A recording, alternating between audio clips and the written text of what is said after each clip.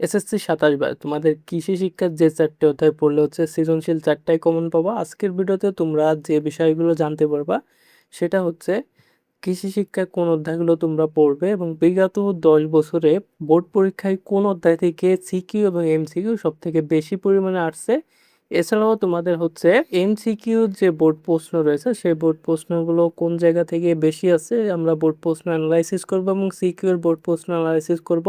সেখান থেকে সেরা ৪ থেকে ৫ টি অধ্যায় সিলেকশন করব এবং যেখান থেকে তোমাদের সৃজনশীল প্রশ্নগুলো কমন পাবে। তো দেখো তোমাদের হচ্ছে যে মানবন্টনটি রয়েছে, তোমাদের হচ্ছে টোটাল ৪ টা প্রশ্ন লিখতে হয় পরীক্ষার খাতায়, কিন্তু পরীক্ষার যে সৃজনশীল প্রশ্ন সেই সৃজনশীল প্রশ্ন কয়টা আসে? সৃজনশীল প্রশ্ন আসে হচ্ছে তোমাদের সৃজনশীল প্রশ্ন আসে ৭টি এবং সেখান থেকে তোমাদের হচ্ছে ৪টি প্রশ্নের উত্তর দিতে হয়।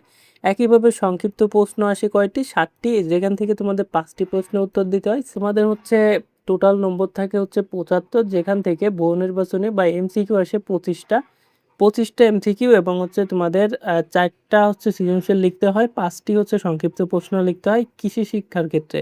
তো এই যে ৪টি অধ্যায়, কোন ৪টি অধ্যায় পড়বে? তোমাদের কৃষি শিক্ষায় টোটাল হচ্ছে ৭টি অধ্যায় রয়েছে। দেখো আমাদের অধ্যায়ভিত্তিক সিকিউর যে গ্রাফটা এখানে দেখতে পাচ্ছ, তোমাদের ১ম অধ্যায়, ২য় অধ্যায়, ৩য় অধ্যায়, ৪র্থ, ৫ম, ৬ষ্ঠ, ৭ম, এখানে হচ্ছে ৭টি অধ্যায় রয়েছে। তো ৭টি অধ্যায় থেকে তোমাদের সবথেকে বেশি পরিমাণে সৃজনশীল প্রশ্ন আসে ১ম অধ্যায় থেকে, ২য় অধ্যায় থেকে এবং ৪র্থ অধ্যায় থেকে। এই ৩টা অধ্যায় থেকে তোমাদের হচ্ছে সৃজনশীল প্রশ্ন সবথেকে বেশি পরিমাণে আসে এবং ১ম অধ্যায় থেকে ১১১টা দেখতে পাচ্ছ।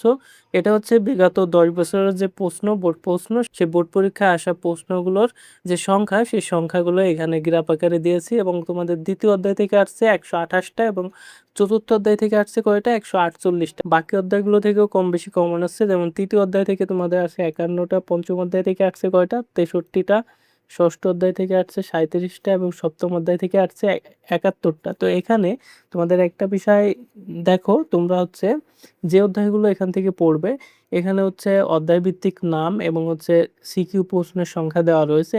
উপরের গ্রাফটা না বুঝলে এখানে তোমরা এই যে টেবিলটা রয়েছে, এই টেবিলটা দেখে বুঝতে পারো। তো এখানে তোমাদের গুরুত্বপূর্ণ যে অধ্যায়গুলো রয়েছে ১, ২ এবং ৪, এই ৩টা অধ্যায় যদি পড়ো তাহলে তোমরা ৪টা সৃজনশীল কমন পাবা আশা করছি।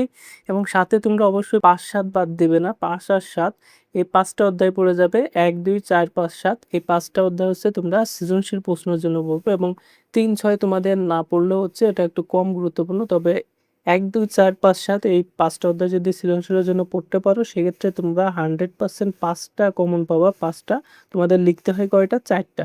তো এই ৫টা অধ্যায় পড়লে তোমাদের হচ্ছে সৃজনশীল কমন পাবা। এবার আমরা দেখি এমসিকিউর ক্ষেত্রে কি রয়েছে। এমসিকিউ যেটা দেখতে পাচ্ছ, অধ্যায়ভিত্তিক এমসিকিউ প্রশ্নের সংখ্যা এখানে হচ্ছে ১ম অধ্যায় থেকে টোটাল ৪৪৭টা প্রশ্ন আসছে। ২য় অধ্যায় থেকে তোমাদের হচ্ছে ৫৩২টা, ৪র্থ অধ্যায় থেকে আসছে ৫২৮টা এবং ৩য় অধ্যায় থেকে আসছে কয়টা? ১৮৬, ৫ম থেকে আসছে ১৯৭, ৬ষ্ঠ থেকে ১৫৯ এবং ৭ম থেকে ১৯৯। তো এখানে তোমাদের সবথেকে এমসিকিউর জন্য গুরুত্বপূর্ণ হচ্ছে এই ৩টা অধ্যায় ১, ২ এবং ৪। বাকি অধ্যায়গুলো থেকে কিন্তু মোটামুটি প্রশ্ন করা হয়। তবে এই ৩ অধ্যায় থেকে সবথেকে বেশি পরিমাণে এমসিকিউ প্রশ্ন করা হয়। তো এমসিকিউর জন্য তোমরা হচ্ছে এই ৩টা অধ্যায় বেশি পড়বে এবং বাকি যে অধ্যায়গুলো, সে অধ্যায়গুলো অবশ্যই তোমাদের পড়তে হবে, কারণ এমসিকিউর জন্য তোমাদের হচ্ছে সকল অধ্যায় পড়া লাগে। তবে এই ৩টা অধ্যায়ের প্রতি বেশি গুরুত্ব দিতে হবে।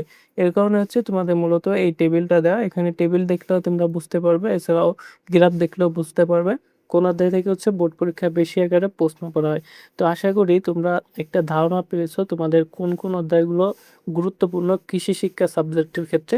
তো আজকের ভিডিওটা এখানে শেষ করছি এবং বাকি যে সাবজেক্টগুলো রয়েছে সেই সাবজেক্টগুলোর বোর্ড প্রশ্ন অ্যানালাইসিস ভিডিও পেয়ে যাবে এবং অলরেডি আমাদের একটা প্লে লিস্ট রয়েছে। ওই প্লে লিস্টে কিন্তু সায়েন্সের যে সাবজেক্টগুলো রয়েছে, এছাড়াও জেনারেল ম্যাথ এবং সাধারণ বিজ্ঞান সবগুলো সাবজেক্টেরই আমরা ভিডিও দিয়েছি। সেই ভিডিওগুলো দেখে নিতে পারো এবং এই ভিডিওটি যদি তোমাদের কাছে ভালো লেগে থাকে তাহলে অবশ্যই একটা লাইক দিবে এবং তোমাদের বন্ধুদের মাঝে শেয়ার করবে। পরবর্তী ভিডিওর জন্য আমাদের চ্যানেলটি সাবস্ক্রাইব করে রাখবে।